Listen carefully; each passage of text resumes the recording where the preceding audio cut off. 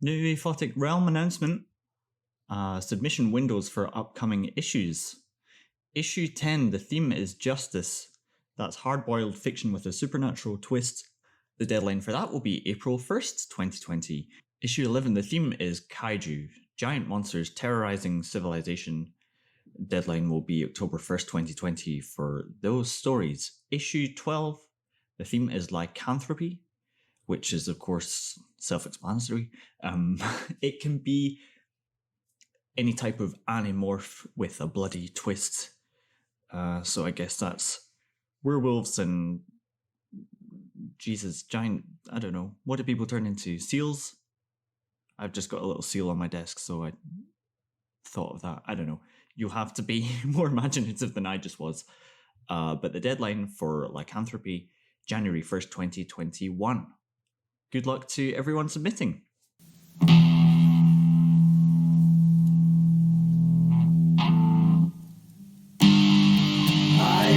This thing, I hope you like it. Let's talk about it, yeah. Let's lose track. Losing the plot podcast. Losing the plot podcast. Losing the plot podcast. Talking to Leo X.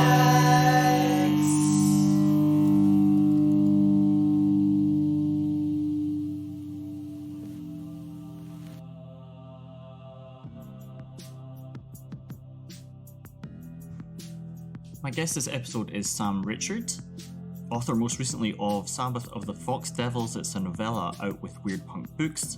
He's also started a podcast about creativity and grief and the way those two interact.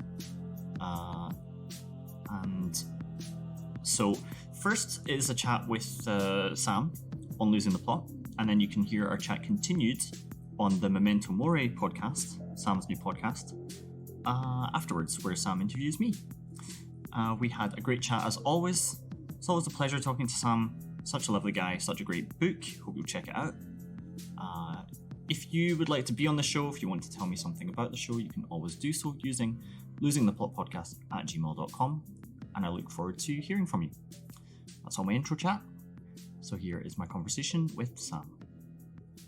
Yeah, how are you doing? I'm doing okay. You know, shit's real weird. Like the world's real weird, and so I'm sure, like everybody, it's like things are just real bizarre right now. How are you? Yeah, good. I've been indoors for like 5 weeks, 6 weeks, something like that.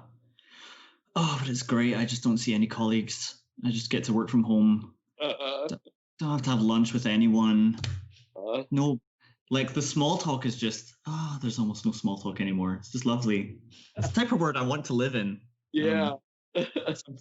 Unfortunate it had to come to this. Yeah. Absolutely. Yeah.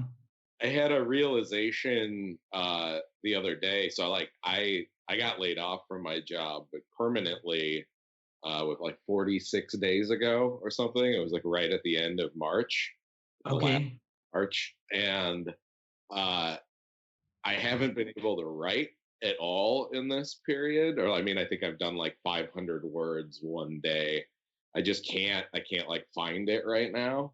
And I was like driving the other day, and it kind of hit me that the last time I didn't have a job was when Mo died. Like I had been on contract for a junior developer job, and my contract ended, and then it was like a month, and then Mo died, and then I didn't have a job for like another 2.5 months. And then I got the job that I just got laid off from. And it was just this like holy shit moment of like, oh, no wonder like things on top of the world being really weird. No wonder things feel so strange. Just knowing that like the last time I was here was when she died, and then after she died. A strange kind of realization that I'm like, why did that take me like 40 some fucking days to figure out? Oh, I know. I mean, our body holds on to stuff in such strange ways. It's so Yeah, annoying. it really And it's does. like, yeah. And its point just seems to be, isn't this really sad? And you're like, yes, yes. Can we feel something else now? Yeah, Yes, it is. like Then I didn't forget. I didn't forget what the totally. thought was. You Note don't to Sam. need to remind me. Note to Sam. Didn't something really horrible happen to you? Oh yeah. Hmm. Yeah. So it's strange the way that grief can do that. There's like that. Yeah. I don't know. It's so bizarre. Yeah. But you have this. When did my new cat is running around like crazy? But that's okay. She's just living her best life. Your new book. When did it come out? Is it out now? It was supposed to be out yesterday, 2 days ago. It was supposed to be out on the 15th. But printing delays.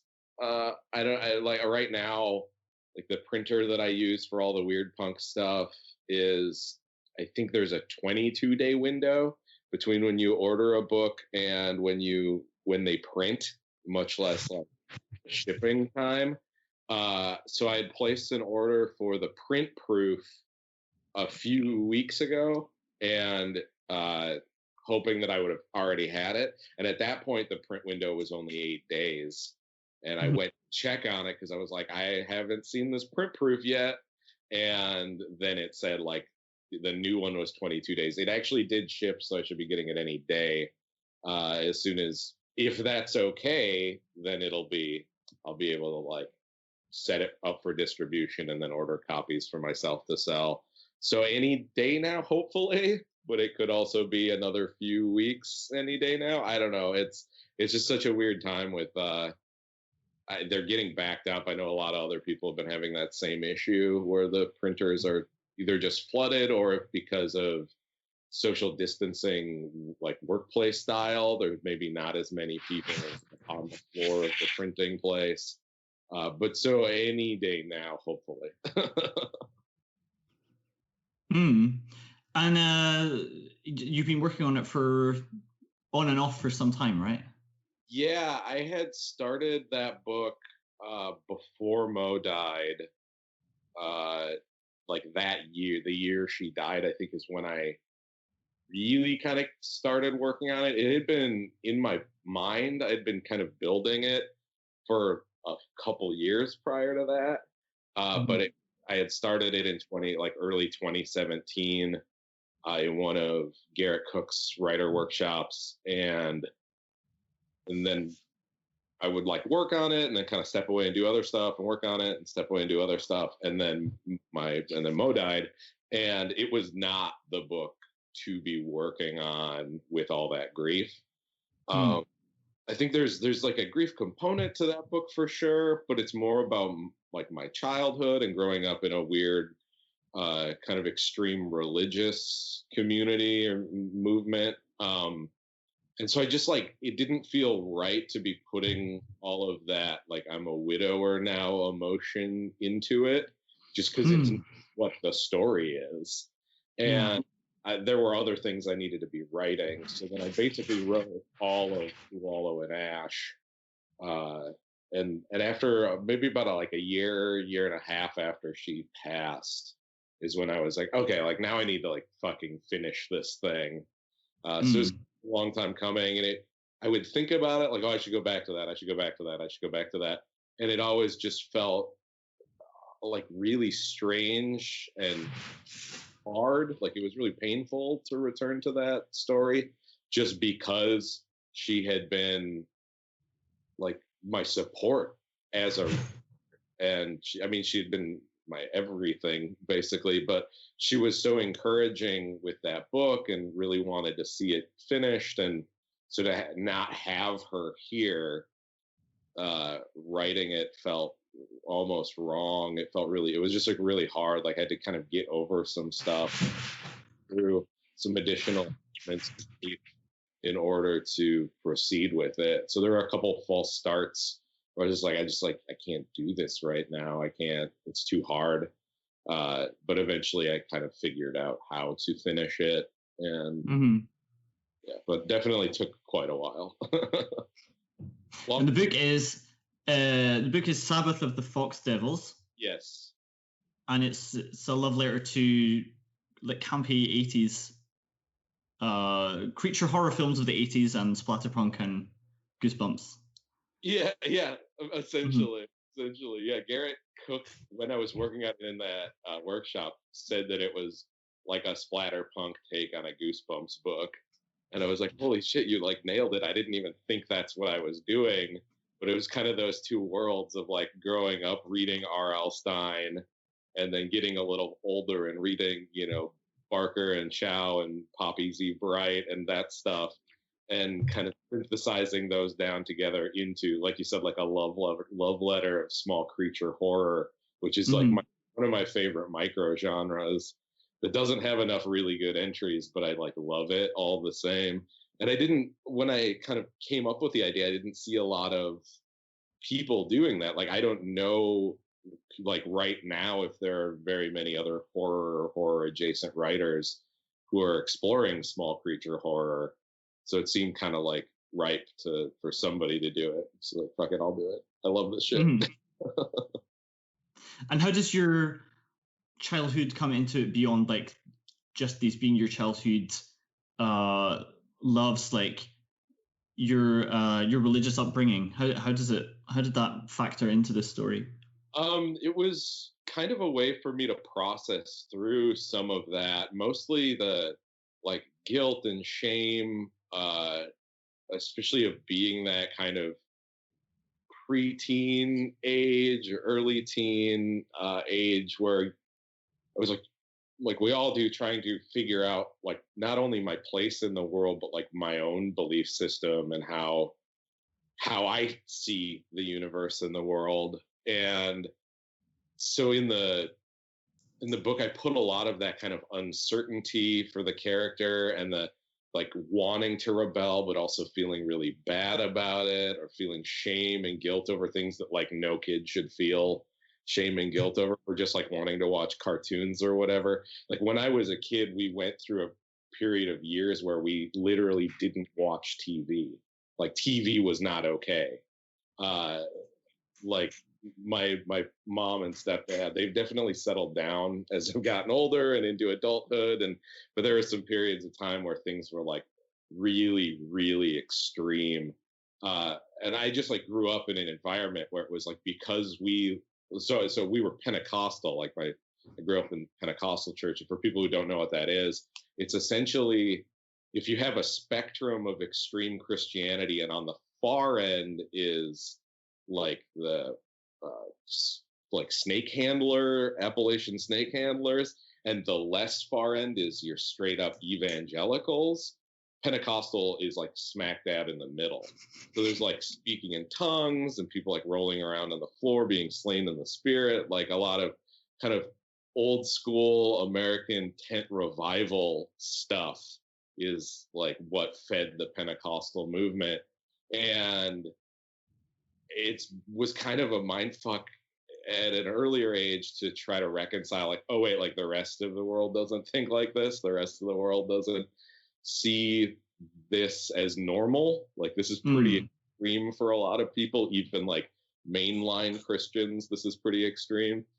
And there was kind of this refrain, and it's like a biblical thing where Jesus is like, because you love me, the world will hate you.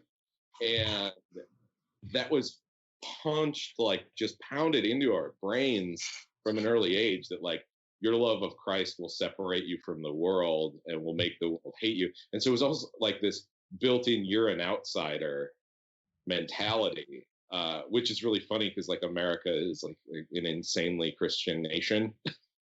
So it's like I don't think we're the outsiders, but I don't know, I like wanted to put a lot of how that made me feel and kind of pulling away from that and how that made me feel into this story about small creatures. Well, it's a cool vehicle for it. Do you think that growing up in that environment is what sparked your interest in Bizarro? I don't know. to some degree there is an element of, because all of this stuff like horror and comic, like certain types of comic books and metal and punk and a lot of the things that I love, because that stuff's evil, it made it really enticing.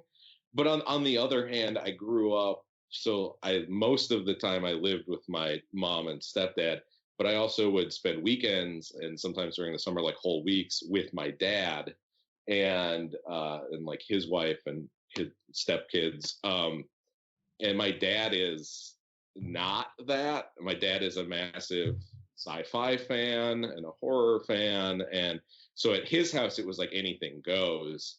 So I, saw I don't know, like Texas Chainsaw Massacre when I was way too young. I saw all of these like horror movies, became an obsession at a really young age, but I couldn't really like explore that at my mom's house, but at dad's house it was like fine. And I think it was like the combination of the things where it's enticing because I can't have it most of the time. So when I can have it, let's like jump in as deep as we can and try to find as much of this cool stuff, especially because it's like maybe not always necessarily encouraged, but it's not discouraged either. And that definitely kind of made me be like, oh, cool stuff, like weird stuff is cool. Like dark stuff is cool, and all this stuff that I can't have is like really fucking cool. And then as I got older and was trying to explore like reading other kind of weirder authors and finding Burroughs and Barker and Poppy Z. Bright, and finding even like Vonnegut and Philip K. Dick and all that stuff just kind of fed into this stew of like, okay, like weird shit, postmodern shit, transgressive shit, like that is my bag. Like, let's find it all.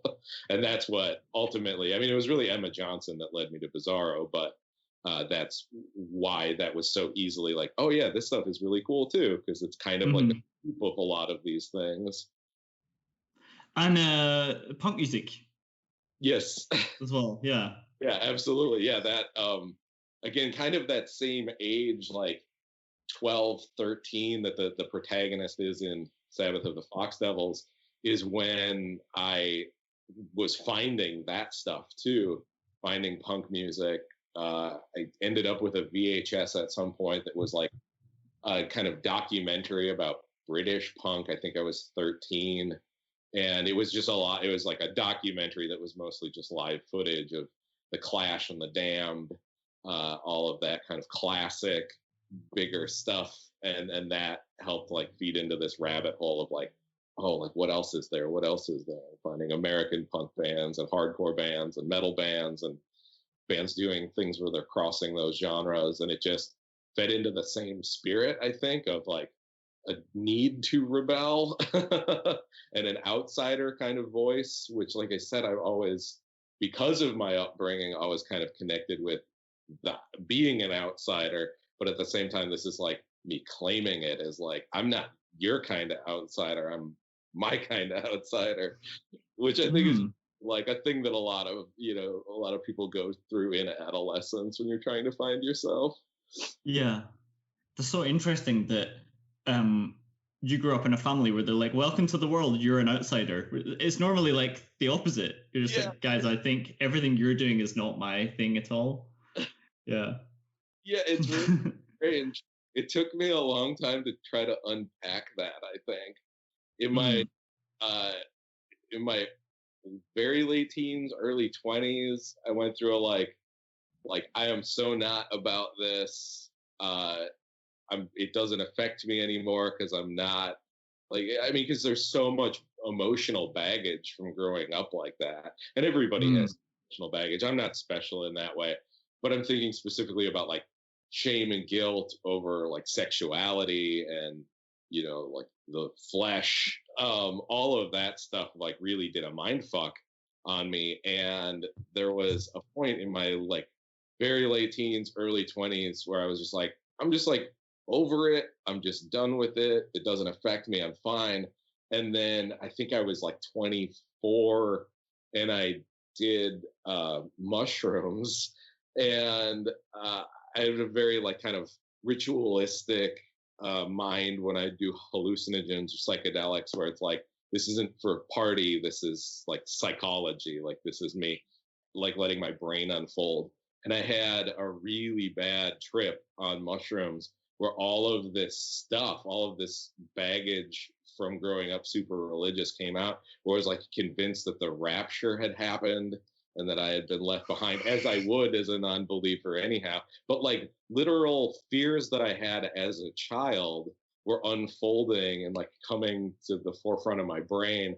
And I after that trip got done, I took the mushrooms at night. So it was like an all night thing. And then I started coming down as like the birds are chirping and the sun is rising. And I walked to a grocery store to just like get a croissant and some orange juice or something, like just give me some fuel. And I was looking around and like the world still existed. And it was this profound moment of like, I haven't dealt with any of this. Just turning like away from it doesn't mean that all of the damage that's there from it has gone away.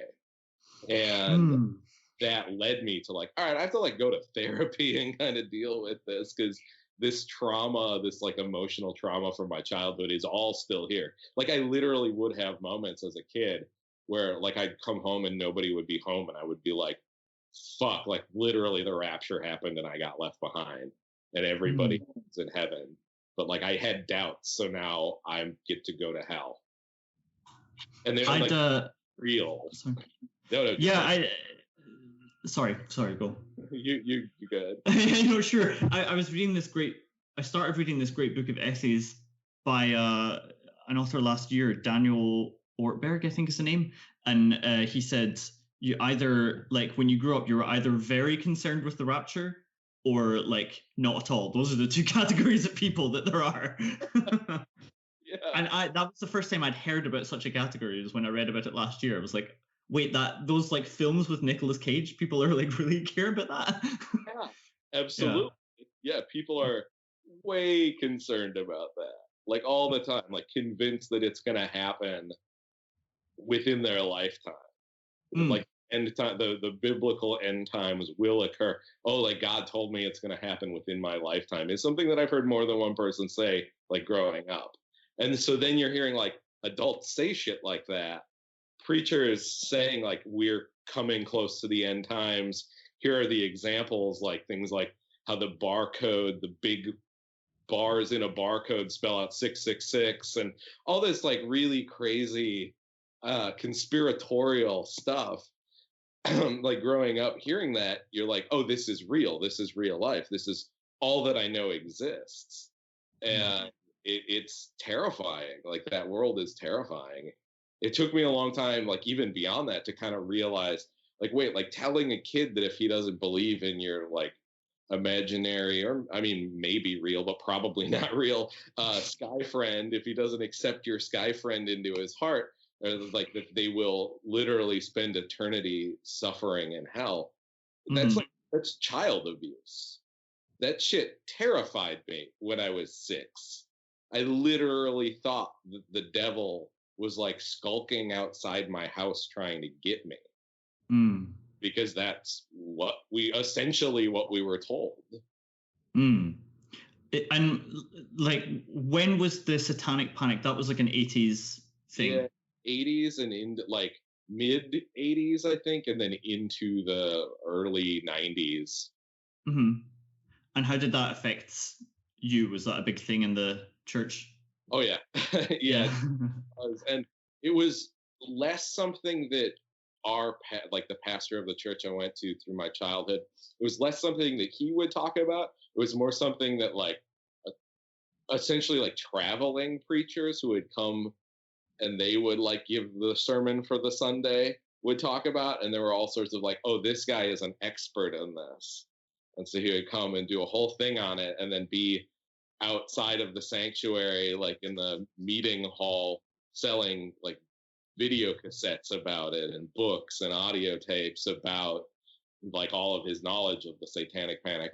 He realized the other day that there was one in particular, one tape that my parents had bought from this traveling Satanic Panic, or like expert on Satanism. And it was called Caught in the Satanic Web. I actually think I mentioned it in Fox Devils, but when I was like very briefly, but when I was a kid, I remember watching it with my parents, and it's super like over the top about how Judas Priest is Satan, they're Satanists and they want your kids to kill themselves. And there was a kid who had a snake named Lucifer and he killed himself for Satan and all this just like really ridiculous shit. But I remember constantly wanting to watch that because at my mom and stepdad's house, it was like the only window into dark, weird, cool shit. And like the whole thing, they're saying like, this is all really bad. But I was like, this is so cool. I'm terrified of it, but this is so cool. That's wild. And are you close with your mom and stepdad now? I am. Like I said, they've definitely settled down. And I've kind of always been pretty close with them, even through it. I mean, definitely periods of time as a teenager, as we all do, where I wasn't. But yeah, we just don't like super talk about it. They're definitely less extreme than they were. The way that their faith manifests is much more reasonable. Like the church that they attend actually does a lot of good in the community that they live in, like helping people who don't have food or money or like is a thing, which is like, oh yeah, one of the most like basic tenets of Christianity is helping others. And so churches, especially here in the States, like do not do that, do not care about that. But they like found a church specifically where it's about like helping other people. So at the very least, like that's way better. But in general, I just try not to super engage with them on that stuff. I think we just kind of know each other's stances and don't try to like push anything. I mean, I'm not like super evangelical about what I believe because I'm an agnostic, and so there's not a lot, I mean, I don't know. Proselytize. Could be anything. That's my, like, doubt is a good thing, and it maybe could be anything. But also, like, a Satanist, and I just try not to, like, push that in their faces either, just because it's not a war that I want to fight with my, aging parents. Yeah. It's such a tough one, right? I mean, I think that I've been talking a lot about this because I think there's a strange culture here, but your basic responsibilities to others, I think, is just to be yourself honestly. And then you kind of implicitly promote all the messages that you approve of in the world. You're just like, hey, here's meet my cat. I think cats are a good thing and you should look after them. Just by owning a cat, I'm presenting that message. Or like, this is my husband. Would you like to meet him? I'm saying like, that's okay. It's okay for me to have one of those, It's just implied by the way that you live your life. Yep. And I think that's also not only, it sounds like a cop-out, but it's also the most powerful thing we have. Like people are more often than not like inspired by one another than told off into doing things as adults. Like, yes. You're going to scold. Oh, good scold. Cheers. Yeah. Yeah, I don't think I was doing that wrong. Like, what? Yeah, I don't. There's any adult like change their mind by being like shamed into like you're doing this wrong. Yeah. Yeah. Not in the long term. Maybe just Jesus, okay, sure, and then later on like you're not a good one. Yeah. Yeah, absolutely. Yeah. So just kind of ignore it and cross your fingers, I guess. I don't really know. Yeah. I think so. But are fox devils a thing? Are they a thing that you made up, or are they a thing? It's funny because they apparently are a thing that I super don't know that much about. So the fox devils came from I can't remember the name of the artist, but there's an 18th century etching that I saw online at one point when I was already trying to like small creature horror build this story, and the print is actually called Sabbath of the Fox Devils, and it's a procession of little foxes with floating orbs of fire next to them, like a really long procession of them going like behind a big tree. And I just kind of became obsessed with this image. Like it's literally on the back of my phone case. Lovely. That's so cool. Because I love it. And it's one of the last tattoos that Mo did on me before she died has the foxes on it too. Ah. I'm obsessed with this. And so I looked up more information after I saw it about the art and about where it came from. And it's actually like a 18th century rendering of, or like kind of, they redid this old Japanese print that I think is from the 16th century that is all of these little, it's more cartoony, but it's really cool.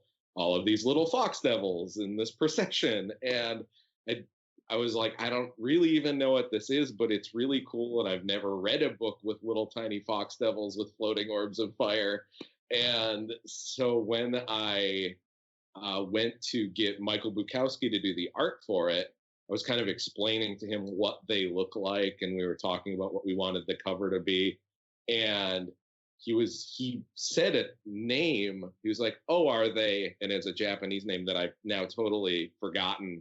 And several people are probably like, "You dumb fuck, it's this." But he said this name, and I actually like had to look it up real quick, like while I'm chatting with him. And there's a Japanese folklore mythology creature that are these little fox devils. They're maybe not little in those, but they have multiple tails coming off of them typically.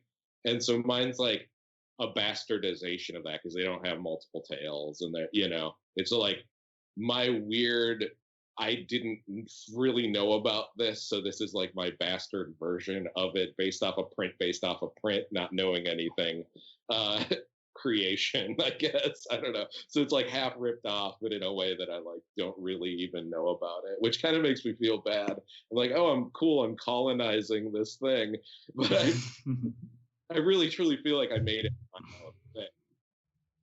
And it's Yeah. also, it's slightly based off of my dog too. It's based off of Nero, who doesn't actually look like a fox, but I was just like, this is kind of him, these foxes are him. You have to personalize it. I mean, it's funny, like you say, when you're taking these old myths and stuff, it's you always feel like you need to be respectful to them, and to a certain extent you do. But the reason people would come to you as a writer is your imagination and your creativity and everything. And it's the thing that you don't know where it comes from, and you get it on the lucky days, and then you feel like, did I do anything at all? You're like, yeah, no, that's the most important part of all of it, Yeah. Yeah. So the way that you bring your dog into it and everything is the reason people would come to you as a writer, Right. Yeah, and I think like, I mean, it's a colonizing definitely as a joke, because it feels like an idea, like it almost seems better to not just take something else and use it as is, but like here I was inspired by this art and like made a thing that's my own, out of it. That feels like pretty good to have done that. Yeah. And the story, like, generally is, like you say, it's a lot more fun than other things you've made. Is it part of, and I know it's something that you were working on for a while previously, but is this like the type of direction you see yourself going as a writer? I think this feels more like what I would have done, what I was doing as a writer before Mo died. It's more fun, it's less oppressive emotionally. That's sort of the track I was on. And her death, when I was talking to Charles last night, I was saying that I think her death made me the writer, or like helped push me towards writing what I'd always wanted to write, but I think was a little more afraid to write. Where it's like a lot darker, but like not necessarily dark for dark's sake, but like darker emotionally, in that human way. And I feel like I was a little afraid of doing that, because it's like some of those stories, I'm like, really, what genre is this? Like, who would read this, just because it is kind of like heartbreaking. And so I think I was on a track before to have it be like a little more fun, a little more like there's the dark, like the emotions are there, like there's sorrow, and there's all this like not knowing who he is and having guilt and shame, like it all exists. But definitely the story is like supposed to be really fun, because I think I was just more in that mode of like, writing fun is fun, and now I'm like, writing sad is like necessary. Yeah. Yeah. It's funny how, yeah, when, I don't know, traumatic things happen to you in life, that they do make you more yourself somehow. Yeah, it's funny. When I first entered the widow, like young widow and widower community, there was a lot of Mhm. people who were saying stuff like, I'm so different than I was before my spouse died. And Yeah. I feel like I'm so much more of who I was already before my spouse died. I feel like it didn't make me a new person. It made me even more who I always was. Like all Yeah. of those things that were a little fuzzier got like really solidified Hmm. in a really strange way. That's kind of, even like, I mean, it's so abstract. It's kind of hard to talk about. But I definitely have had that feeling of like, yeah, like this trauma made me more who I was than I was before it. Not a different, Hmm. not a different version of me, more the me I was. Hmm. Do you feel like you've taken on some of Mo's characteristics in a way as well?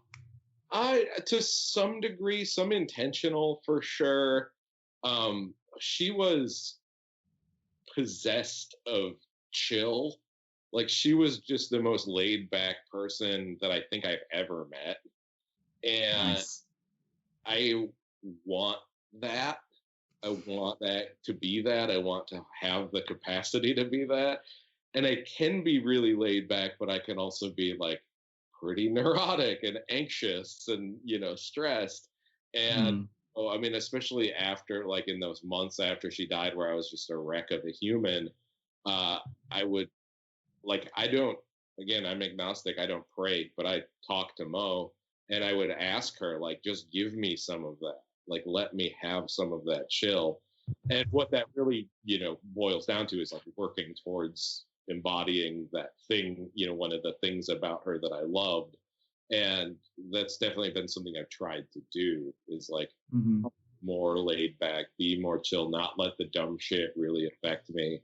Doesn't always work, but if I could make, like, just aside, like, I would, to be that. And there are other little things, I think.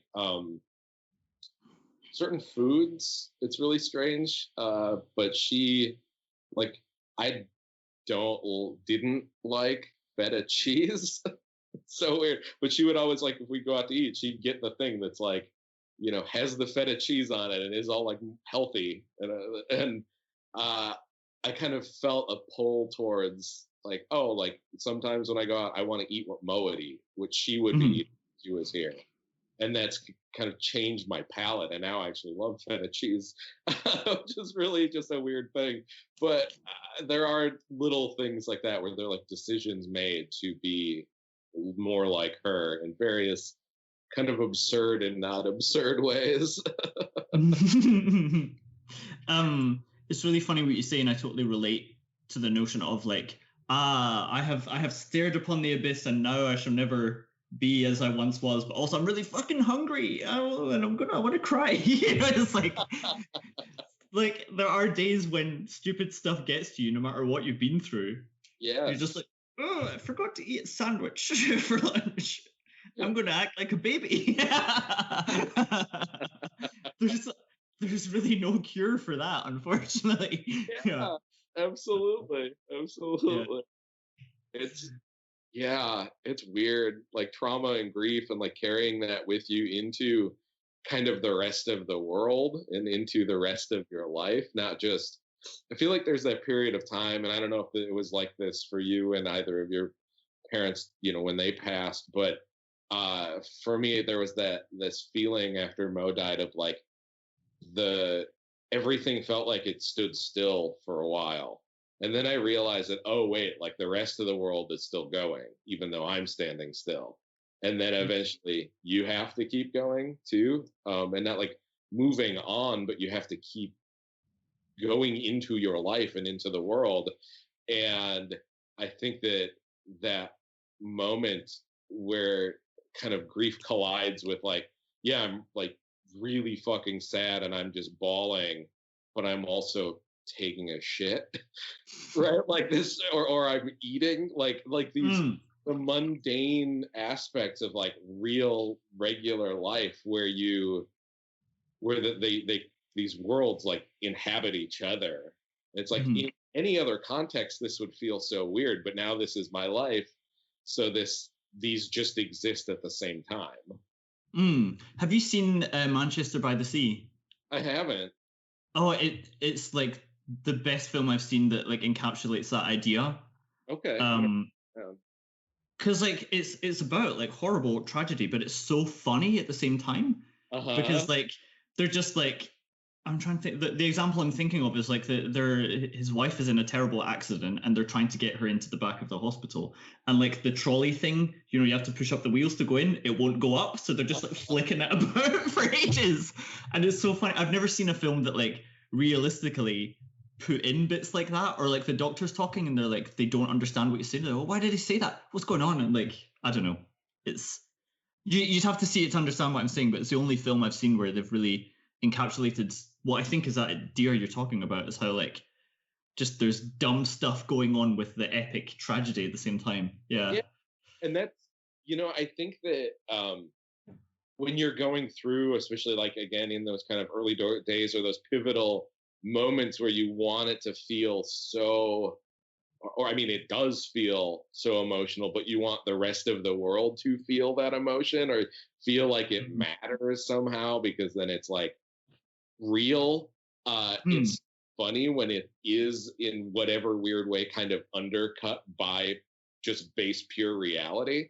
Like I remember when I buried Mo's urn, I buried her in the bank of the Mississippi River, like actually in a dog park that we would go to all the time.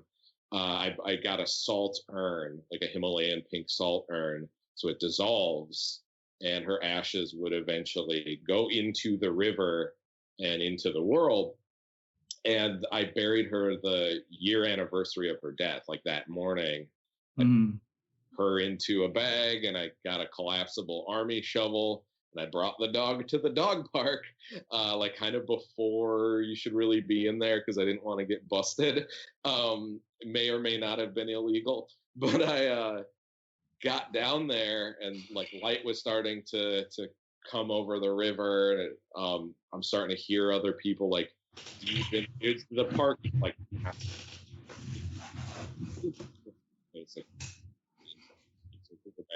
and so I'm hearing that there are other people around, kind of like deep in the woods, and I bury her, and then I'm sitting there like right next to where I just put her urn, and my fingers are salt chapped and sand chapped from handling the urn and from digging part of it with my hands. And I'm tired because digging like 2 feet into murky sand with clay beneath it is really hard, especially with a tiny shovel. And I'm sitting there and I'm crying and I'm talking to her and I'm just telling her like go into the world now, like be one with nature, like I want you to do whatever you need to do. And again, like I don't know if she's here at all. I don't know if she's just gone and death, you're just done, or if any part of her remains, whatever. I don't really even have a super opinion or any knowledge, obviously, because no one does. I don't even know how I feel about it, but I'm just talking to her. I'm sitting there, and Nero, my dog, starts grumbling at me, and I'm crying, and he's grumbling, and then I look over, and he's just holding a stick in his mouth, and he's pushing me with his nose because he wants me to throw the stick into the fucking river. Because he doesn't, like this doesn't, he's like, what are we doing here? Why are you sitting here? He doesn't know what crying is. He doesn't know. He's just like, we're at the dog park and you're not throwing the stick into the river like we do every time. Yeah. And it's that moment of like, I think especially as a storyteller, like as a writer, like I want it to be perfect. I want it to feel the way it feels. I want like truly I want the environment to feel the way it feels, because that constant self-narration is a curse. And the dog doesn't feel that way. And the people who are like 20 feet back going, what the fuck is that guy doing? They don't feel that way. They don't know. So what do? I stand up and I start throwing the stick into the river for the dog, because that's what you do at the dog park. And because that's what Mo would do if she was here. And Nice. it doesn't feel like the poetic ending of the burial, because life doesn't work like that. Life is messy and weird, and it just, things just, you have to roll with the punches. So you throw the stick for the dog so he doesn't start barking at you. It's like cascade of horrible things. I mean, you mentioned last time how it was like the one person who could have helped you get through the grief of losing Mo was Mo herself. Yeah. And like for me, it is exactly what you're referring to, which is like, I feel terrible, and then I'm going to meet. For me, it's like meeting people, and I was like, I don't even think they're describing the same person I think of. They seem to be talking more about themselves. Does everyone only care about themselves? Does anyone care about me? Does anyone care about anyone? Does anyone understand anyone? And you're like, do you know what I don't need to be asking right now? It's all those fucking questions. Because I have because the grief itself is enough, but it cascades into just this massive existential crisis. Yes. Where every possible bad thing you could notice about anything is happening at once. So I don't know. That's absolutely so real. It's so real. I mean, I really, that you just hit me really hard with that. Like, do they even know this same person? You back there. Are they talking about the same person that I'm talking about? People's perception of a person is so strange, right? Like, nobody ever really fully knows anybody else, and I feel like the closest you get to that is like a couple. I even think like parent-child relationship doesn't get it as well as a like chosen couple gets it, just because, I mean, and like a child watches or like comes to a point where they realize their parents are people, not just their parents. And parents have to see their child grow up and realize they're not just my baby, they're a human being. So I think like the kind of couple relationship is the closest you ever get to like a holistic understanding of who that person is. And it is so strange to see other people talk about someone, especially someone who's passed and someone you knew so well, be like, did you actually know them? Did you like really? Or maybe you knew a different version of them that I knew, because this does not like fully compute with the person I know. Yeah. Another one for me is when people are like, "Oh, I'm so sorry," and it's like, if you're enjoying this 1 or 2%, that's too many percent enjoying. Don't you dare enjoy this, Just fuck off. Oh my God. Stop enjoying being sorry for me, I'm not here to provide that. I'm very sad. Yeah. I don't remember if I mentioned this the first time I was on your podcast, but I had a moment when we had Mo's celebration of life where someone, like a friend of hers who I've never really kind of jived with, like, we're just very different people. It was like totally they were friends and they loved each other, but he's just a different kind of person, and that's totally fine. But he came up to me, and I felt this energy there where it felt like he was like expecting me to cry in front of him. Oh, I hate the expecting to cry. Yeah. Right? He was, and I mean, I was like, I had cried more in those 5 days between the day she died and the day that we had her celebration of life 5 days later, which was my 35th birthday, my 35th birthday. I had cried more in those 5 days than I probably had my entire life. Like, literally, I had cried until there was nothing left physically. Like, I was dehydrated all the time. And there was just, I felt this expectation, and maybe he wasn't putting it out there, but I felt this expectation that I would break down so he could console me. And it literally, like, the analogy that I felt was like, it was like I had to snap a piece of myself off and hand it to him so he could hand it back to me and make me whole. And I felt it so viscerally and so intensely that I just had to walk away because it was like, Mm. not here for you. I'm not, a puppet for you. I'm not, I don't know. It was the weirdest, it was a very strange moment. But I Yeah. felt in like more subtle variations of that, definitely felt that thing where they expect it sounds weird, but it's like I put the coin in the slot, dance monkey, like it's a No, weird feeling. I remember my mum's funeral, like a bunch of the teachers that she worked with were like, oh, she always spoke so highly of you, like she loved you so much. And I was like, guys, quit roasting me. I'm at my mum's funeral right now, like know your audience. Like Oh my God. I was trying so, because I was like, I think I met you once or twice.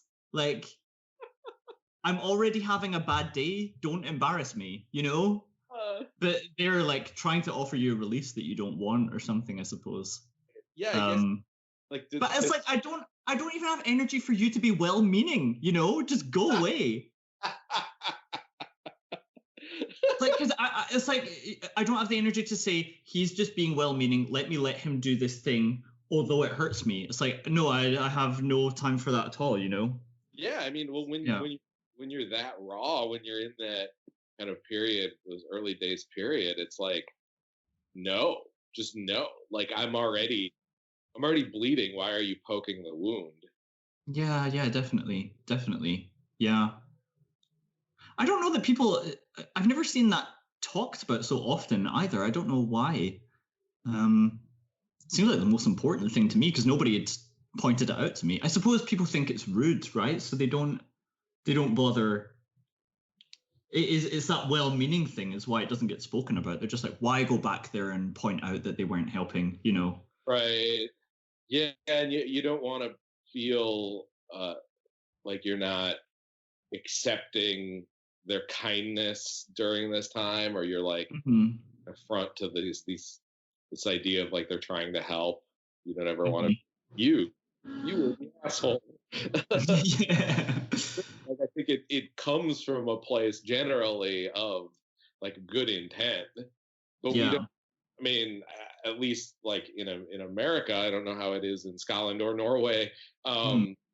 Like death is a very alien thing. People don't super talk about death. People don't, when they lose someone, it's like a very private affair. I feel Hmm. it's kind of pushed into the shadows, and so all of the nuances of these things are like, it's like, what do you say to someone when their loved one passes? Like, is not a thing anyone talks about. It's not Mm. a conversation that's had. You don't learn Yeah.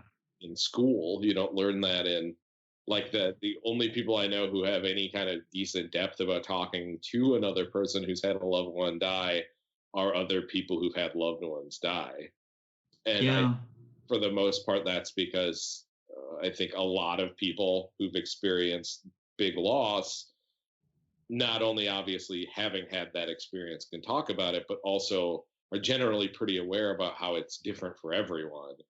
So it's not like well, I'm an expert, so here's what's going to happen kind of talk. It's hey, like however it manifests for you, you know, Hmm. just like try to be as okay as you can. And when you can't, that's fine. Like that's Yeah. literally the type of thing I hear from other people who've experienced big loss. Like that's what they tend to, something in that world, because it's like, yeah, Yeah. just because I know about pretty bad, pretty awful loss doesn't mean I like am an expert in anybody else's loss but my own. Mm. So, Yeah. I could talk about it, but it's only my experience, and whatever is going to go on for someone else it'll be their own journey. Yeah, it's like you have experienced maybe the alienation that somebody else will feel when they grieve, but you can't make that alienation better. You just also were there. Yeah. In a weird way, it's even just that is oddly helpful. Like knowing, oh, like other people have gone through this and they're still alive. Right? Mm. They somehow found a way, to be not as okay as they were, maybe, but Mm. to still have a life, to still have, have good and find joy and be a good person. And that to me was like almost revelatory. Like I said, I had that community, like I'm in a couple communities of younger widows and widowers, and finding them like 3 fucking days in was like kept me alive. Like knowing that, okay, there are people in this group who have been widows for 5 years, who were widowed in 20s or 30s or 40s, and they're still here.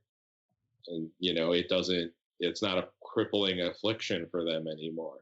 It's bad, it sucks, it's awful. They miss their person probably every day, but they also found love again or have figured out ways to keep living a life. And I think that's a really profound thing to like know that other people live through this, their version of this. But have there been any people in the community that have been like have joined recently because they widowed like more recently than you were, and you've been able to help them out? Yeah, so one of the groups that I was in, I kind of stepped away from for a while, and I'm like getting back into that one now. They switched platforms that they were on, and I didn't like follow the migration, but I'm recently signed up for it again. And that one in particular was a lot of like every day there's new members. When I joined it, when Mo died, there was just under 600 members. And when I left, like when they migrated away, there were more than 4,000. And not all of those people who had joined had recently lost, their person, but there were a lot who had like my wife, husband, girlfriend, boyfriend, fiance, whatever, had like died last week. There was a lot of that.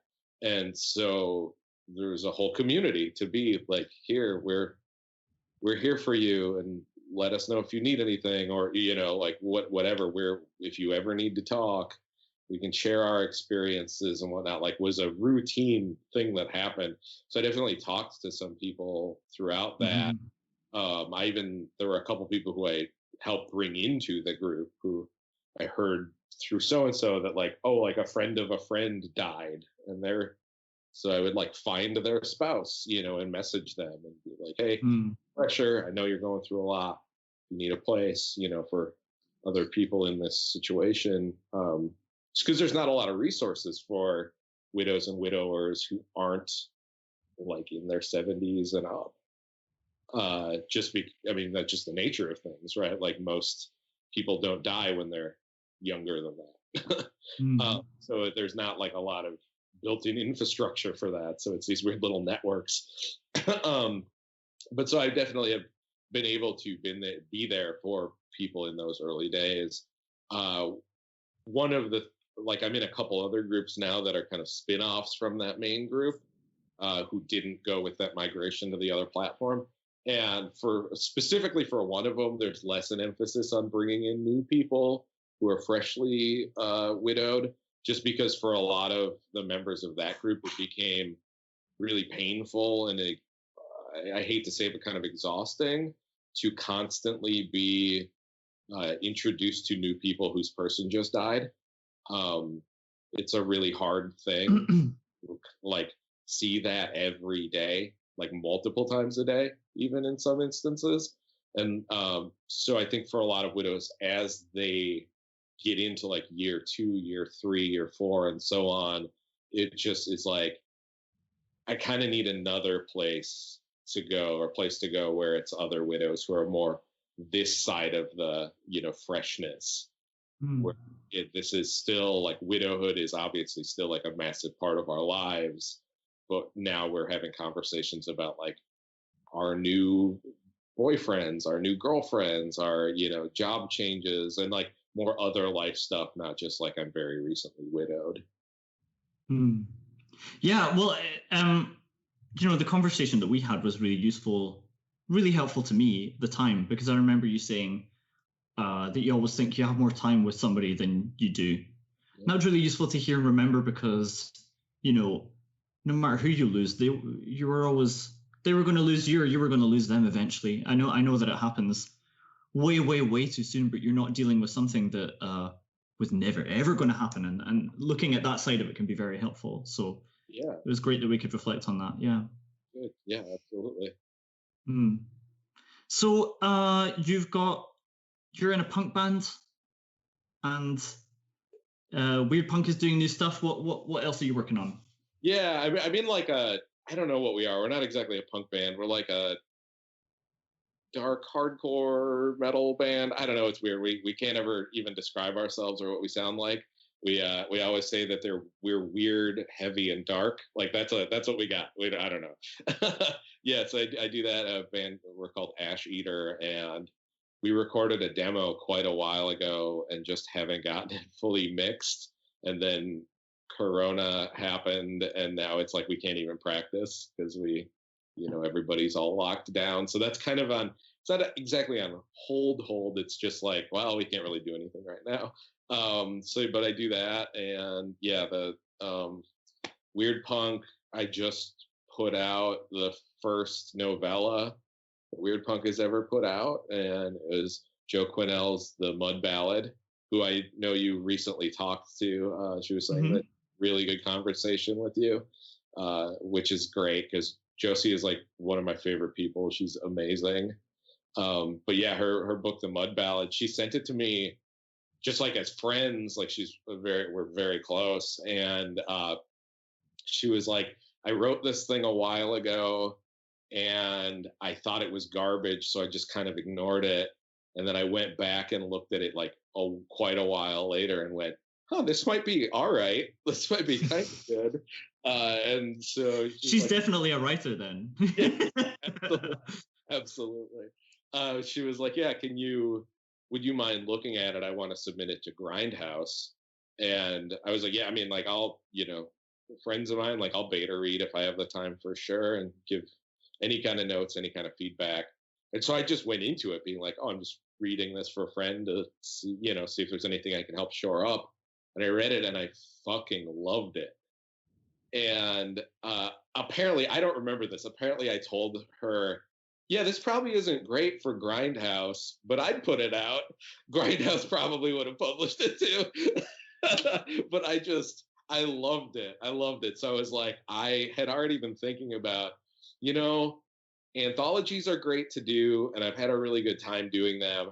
They're very time consuming, and they cost a lot of money to do. Especially because I refuse to pay less than a penny a word for the stories. It just doesn't seem right. And so I was like, maybe I'll kind of pivot Weirdpunk into a new era, a new direction. I'm already been trying to figure out what I want to do with it since when Emma gave it to me. It was like, where do I want to take this? How do I want to approach this press? And definitely a little bit away from the like explicitly punk music related. And I love that stuff, but after 3 anthologies of it, I got a little burnt out. I'd like to, publish some stuff that's a little more in line with like some of my other passions and, genres and styles that I really like. So when I read The Mud Ballad, I was just like, this is it. Like, let me publish this. Let me make this the first Weirdpunk novella. And luckily she said yes. And that book, you got to read it, right? Yeah. Amazing, right? Yeah. It's great. Oh, I love it. It's like Joe Lansdale-esque, but without feeling like a ripoff of Joe Lansdale. I fell in love with it. So that's out now, which is really exciting. And then Sabbath of the Fox Devils will be out whenever soon after. And that's the second Weirdpunk novella. And the contract has been signed, so I guess I didn't ask if it was okay, but I did sign a third novella for Weirdpunk, and we're going to start working on the edits for that soon. Roland Blackburn, who wrote the Flesh Molder's love song for Eraserhead. I think it was part of the New Bizarro author series last year. He sent me a book, and it's called the 17 Names for Skin, which is phenomenal. And that was another one that I was like, I gotta publish this.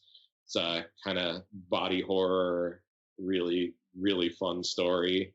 There's punks in it, so it's on brand in that way too, but it's fantastic. So that'll be sometime in the future, probably in the summer, I guess, maybe fall. Yeah, so that's happening. I'm gonna try to drum up a couple more novellas, and maybe, I don't know, like, I don't think I'll ever be open for general submissions, just because I'm a one person like publishing house. So more or less what I think I do, like, is occasionally I'll put on like Facebook and Twitter and whatnot that people can send me pitches for novellas that they have that are finished. And if I like the pitch, then they can, if I like what it is, like, and by pitches, I mean, just like, tell me what it's about. Just give me a brief, like, synopsis of the book and kind of the tone. If it sounds like something I'm interested in, I'm willing to read it, but kind of in these like little periods of time where I have the time, because I do want to get some more. I want to put out a few, I don't know, a handful of books a year, I think. So that's that. And in terms of my own writing, other than Sabbath of the Fox Devils, I don't know. I have like one short story that was placed last year that's still not out, in Strange Stories of the Sea. That'll be out at some point. I don't know. It was supposed to be out a while ago, but there are delays which happen. But I have like barely written this year. Like by June last year, I had placed 6 stories.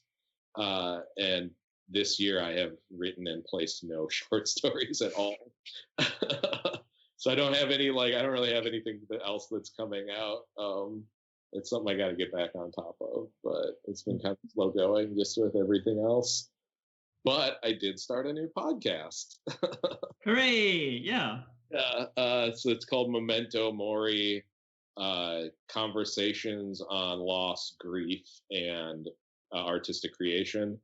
So it's just conversations with other artists. I'm sorry, I'm totally like stealing what you do in a weird way, where you always say it in your intro. They don't have to be writers. They can, I often talk to writers. They can be any kind of. I inspired you. I'm so glad.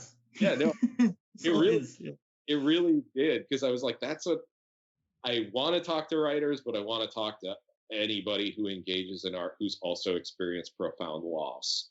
And so that, doesn't have to be a widow or widower. People who've lost parents, people who've lost children, people who've lost like very close friends or other close family, or like collaborators or something, that they've done art with. Any kind of art, acting, writing, dance, visual arts, film, whatever. Like, I want to talk to people specifically about how their art and their grief interact, how they use art potentially to grief or help process grief. And I recorded the first episode last night with Charles Austin Muir, who's one of my favorite people and an amazing writer. And we talked for 2.5 hours. So the first episode is going to be a 2-parter, because I don't want to expect anybody to sit through 2.5 hours of us talking in one go. And then you will be the second guest who I talk to. Yeah. Absolutely. Art and grief, like, 2 things that I think people do not talk enough about. Yes. And you're putting them together and you're putting more of those conversations into the world. I think that's awesome.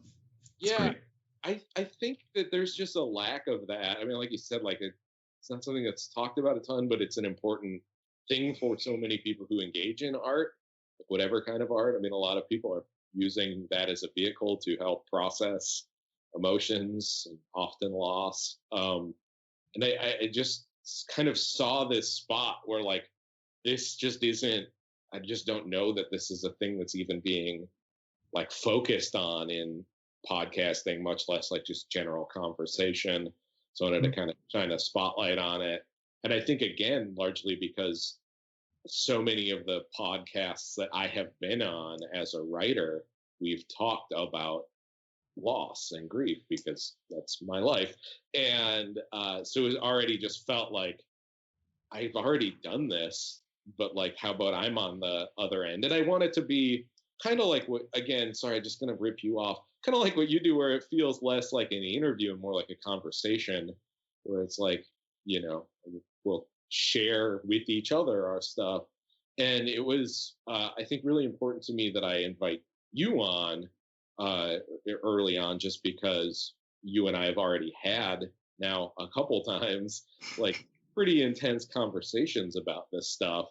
And I think when we recorded the first podcast, the first time I was on your podcast, your dad had died like very freshly, right? Like that had been pretty. Of course, I don't remember well at all. Yeah. It's like asking me to remember a nightmare that I had about you. It's like, I'm going to say November. I think he passed away no, I know he passed away in October, but I think our chat was in November. Yeah, I think it was pretty fresh. Yeah. But these conversations were so, it was so nice to me. Like, these were good things that I enjoyed in life and were helping me, and I wanted to keep doing them, and I was able to keep doing them, you know. So yeah, I know it was really, I'm glad it wasn't weird for you, you know. That's rare. Oh yeah, no, I mean, I think talking about that with people, I don't know, it's like so normal for me now. I think, again, even like with the widow communities, when I first joined that main widow community, that widower community I was in, it was a lot of like, we would do meetups, or like we all meet at a bar, or whatever, meet at a place and get drinks and talk. And when you're connected with people through grief, through mutual kinds of grief, just through loss, and that's like the topic that brought you together, there's not really any like small talk. The normal kind of small talk. The normal small talk is, how long has it been? How did they die? You know, that's the small talk. That's the first time I talked to several widows and widowers who are now my friends. It was, so how far are you out? And what happened? Like, how did your person pass? And it just cuts through so much of that bullshit. And you have this instant, you already have this mutual connection, but you have this instant like, oh yeah, we're like getting right to the heart of it. And it's not weird, because it just is. And I feel like with anybody who's experienced that kind of big loss, it's really easy to just, I mean, it sounds weird to say it's easy, but it's just, yeah, like, what was it like for you is a really normal question for me that I've asked enough people at this point, just knowing that we're in a kind of, we've both had this experience, that it doesn't ever feel weird. It doesn't ever feel weird to talk to someone when they're still in that state of shock. I mean, I always feel horrible for them, because it's fucking hard, and I know that feeling. But you know, if this is in general, if like talking to someone is a thing I can do that even mildly, even microscopically helps at all, you know, it's kind of what I got.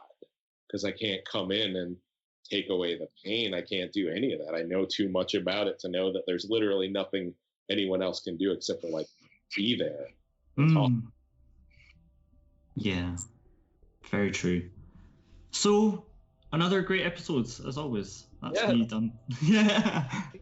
Thank you so much for having me. This was awesome. Sabbath of the Fox Devils is out now with Weirdpunk Books. Do check that out.